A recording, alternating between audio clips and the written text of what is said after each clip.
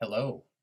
If the past year and a half has taught us anything, it's that we need superheroes, especially a clarinet superhero. I'm Steve Becraft, broadcasting from ClarineTron Command Central at Henderson State University in Arkadelphia, Arkansas. And I hope that ClarineTron will come to your rescue by providing you with some unique imagery along with the pedagogy behind it.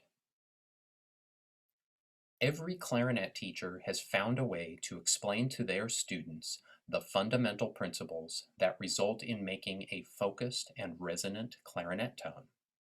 Sometimes these explanations are greatly detailed physical descriptions, and other times brief condensed reminders.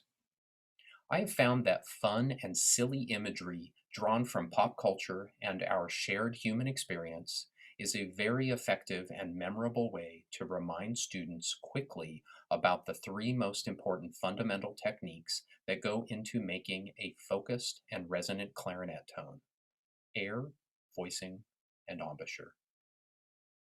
Let's begin. Air.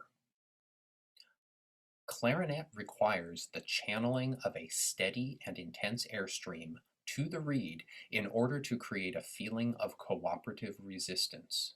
One achieves this by engaging the muscles of the abdomen, sides, and back to help slow the return of the diaphragm to its natural resting position.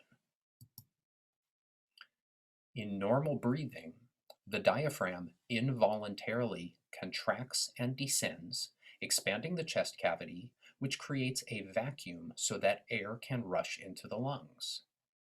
The diaphragm is also assisted by the expansion of muscles of the abdomen, sides, and back around the waist area. In normal exhalation, the diaphragm relaxes upward into its resting position, the lungs and chest contract, and the muscles of the abdomen and back relax, moving air out of the lungs. Under normal circumstances, inhalation is active and exhalation is passive. But when playing a wind instrument, we need to make exhalation active by slowing the return of the diaphragm to its resting position. How can we encourage this? We can try to use our shh muscles. So let's try this right now. Poke yourself in your stomach, somewhere around your belly button with one finger. Take a big breath and you'll feel yourself push your finger outward. And then for 1 or 2 seconds, a good loud shh. And your body should do what it needs to do in this situation. Let's try it. Ready?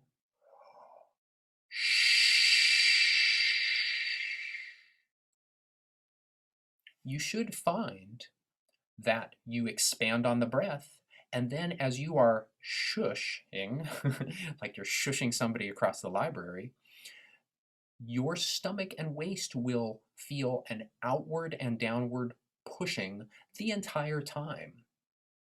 This is how you will slow the return of the diaphragm muscle and achieve maximum control and efficiency of your airstream. Now, this is a little bit counterintuitive to a lot of students, and in fact, many well-meaning teachers will tell their students to take a large breath low into their lungs and then push it out from the bottom of their lungs as if they were squeezing a tube of toothpaste from the bottom. Unfortunately, this is well-meaning, but it does not provide the best manipulation or control of the diaphragm muscle that we need to have when we are playing a wind instrument. Let's go on to the next one. Voicing. To make a consistent focused tone on clarinet, our tongue should hold a steady up and forward position inside our mouth, regardless of whether we are playing high or low, fast or slow, soft or loud. This high tongue position can be achieved by saying E.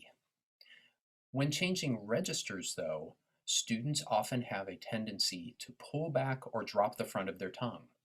While telling them to blow more or faster air can result in some improvement, it doesn't solve the entire problem.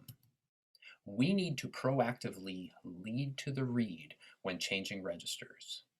This ensures that the air will not slow down at the exact moment that it should be speeding up. Lead to the reed, the words by themselves are important, but together with this iconic image really makes a difference. Who hasn't seen this Jumpman logo? It's been around for a lot of years. You don't even have to be a sports fan to recognize this image. For me, why it goes with lead to the reed so well, the basketball player is leaping up to the basket, perhaps for a layup or a slam dunk, and in this image, the ball would be equivalent to the tip of the tongue. The basket would be equivalent to the tip of the reed. This is encouraging a consistent tip of tongue close to tip of reed playing that we need for maximum control, especially when changing registers.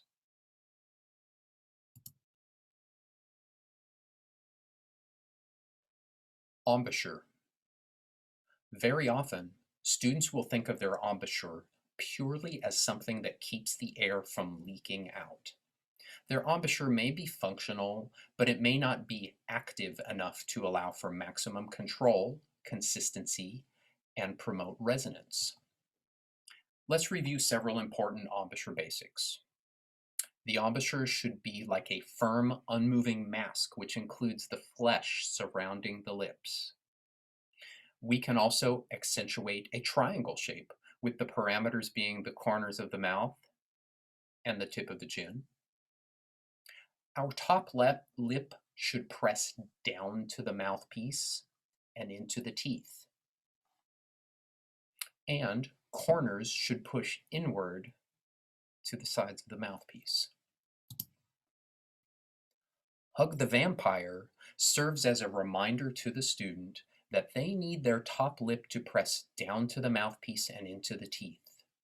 Additionally, this promotes more positive action inward from the corners, better firmness in the bottom lip, improved control, maintaining a pointed chin, and also encourages some lifting of the soft palate, which promotes more resonance. While the actual term for these teeth are canine, calling them vampire teeth is a lot more fun.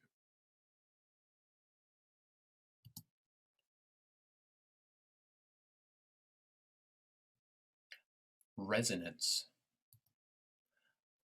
Throat register notes do not have much length of instrument to help them sound naturally full and resonant. So it is up to the clarinetist to increase their resonance as much as possible by engaging their sinuses. Coming from the vocal world, "make it smell better" is a variation on a common suggestion for increasing resonance by imitating the sensation of smelling a rose or something else pleasantly scented. This helps the student relax their sinus cavities as much as possible.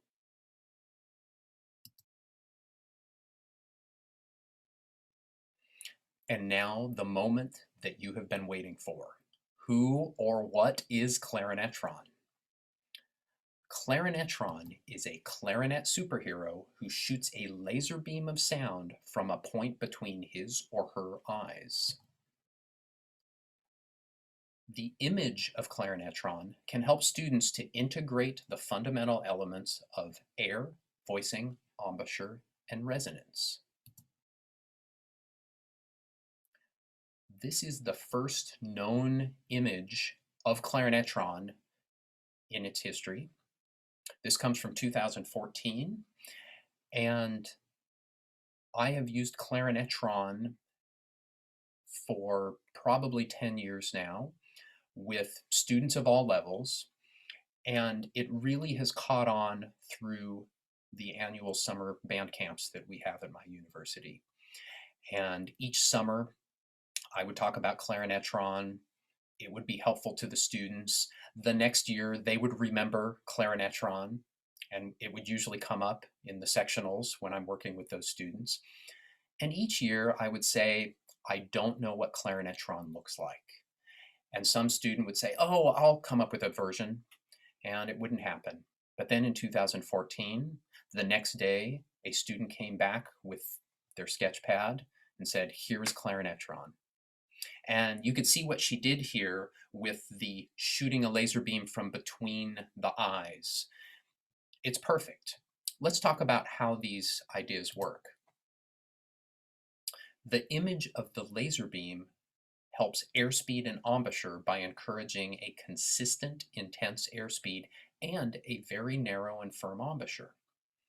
Now, most of us don't have any kind of working relationship with actual laser beams, maybe beyond the laser pointers we get to play with our cats. But even that is enough for us. Think about that laser pointer. The dot of light very quickly travels from the source to the floor or the wall, very, very quickly.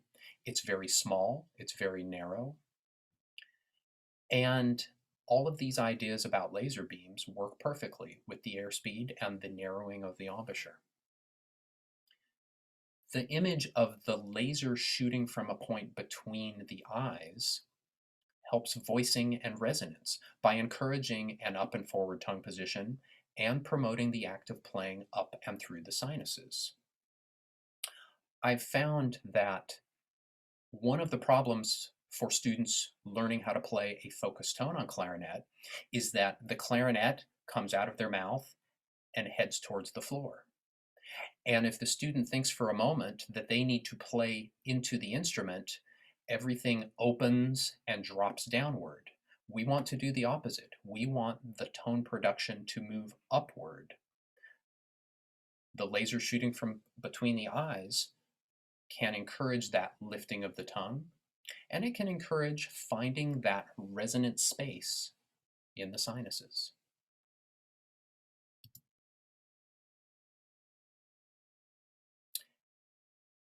Another interesting thing I learned in this situation, when the students remember it from summer to summer, and they draw pictures of ClarineTron, is that they take ownership of that concept about playing the clarinet. It's fun, it's memorable, and I think it's very effective.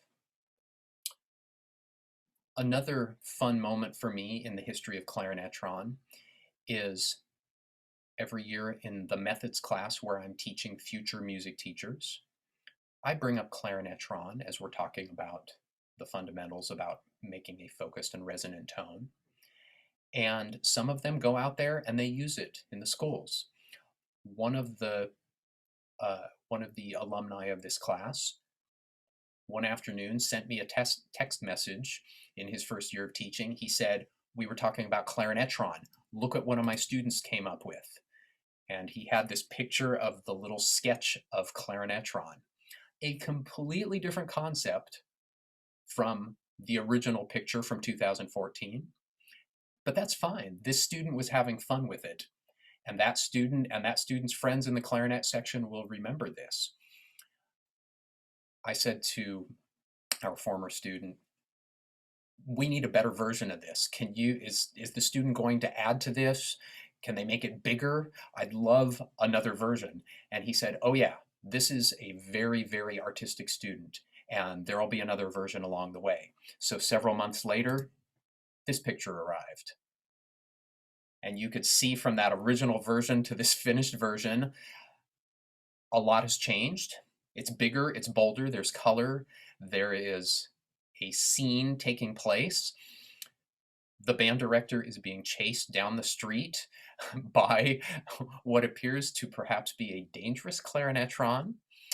I don't know if the tone quality of this student is going to be destructive or if it's going to be what we hope it will be. But regardless, the student had a lot of fun with this image.